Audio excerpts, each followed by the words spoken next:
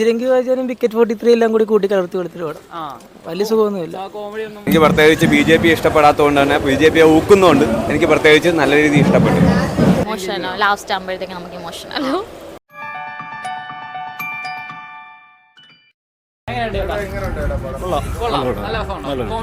കോമഡിയല്ല, നല്ല ചിന്തിക്കൽ പൊളിറ്റിക്കൽ ഇപ്പോഴത്തെ അവസ്ഥയ്ക്ക് പറ്റിയൊരു ചിത്രം.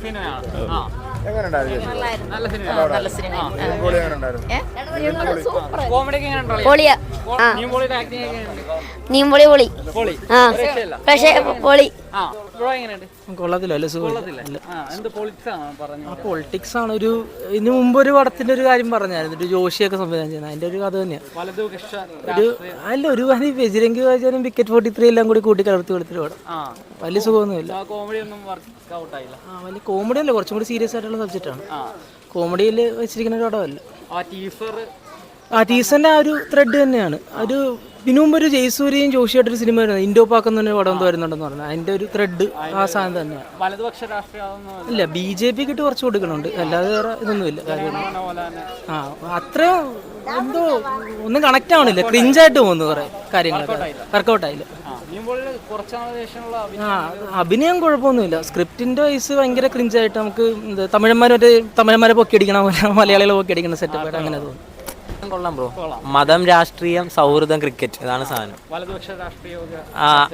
അതെ അതെ അതെ, മൊത്തം ഒരു നമ്മുടെ BJP അങ്ങനെയുള്ള ഇതൊക്കെയാണ് സംഭവം.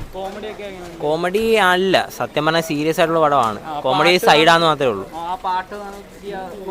എന്തോ കൃഷ്ണ സോങ് എല്ലാം ഓക്കെയാണ്, പക്ഷെ നമ്മൾ ആ ടീസറിൽ കണ്ട ആ ഒരു സീരിയസ്നെസ് ആണ് പടം ഫുള്ള്.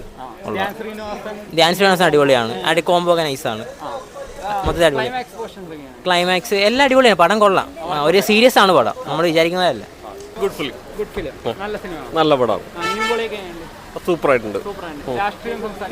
പൊളിറ്റിക്കാണ് ആദ്യമൊക്കെ, എന്നാലും വളരെ നല്ല പടമാണ്.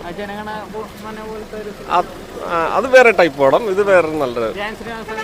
കൊള്ളാം, എല്ലാവരും കൊള്ളാം, നല്ല നന്നായിട്ടുണ്ട്.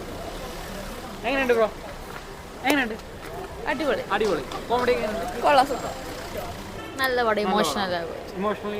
ഇമോഷണൽ ലാസ്റ്റ് ആകുമ്പോഴത്തേക്ക് നമുക്ക് ഇമോഷണലോ.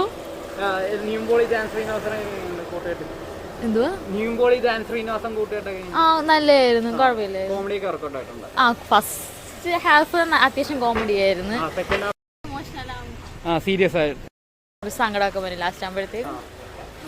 നല്ല എൻഗേജിങ് ആയിരുന്നു. പടം എങ്ങോട്ടാ പോകുന്നതെന്ന് മനസ്സിലാവത്തില്ല. അതൊക്കെ കുഴപ്പമില്ല, കുറച്ച് സീനുള്ളെങ്കിലും നല്ലോണം നല്ല കോമഡി ആയിട്ടുണ്ട്. പടം എനിക്ക് ഇഷ്ടപ്പെട്ടു. എനിക്ക് പ്രത്യേകിച്ച് BJP ഇഷ്ടപ്പെടാത്തതുകൊണ്ട് തന്നെ BJP ഊക്കുന്നുണ്ട് എനിക്ക് പ്രത്യേകിച്ച് നല്ല രീതിയിൽ ഇഷ്ടപ്പെട്ടു.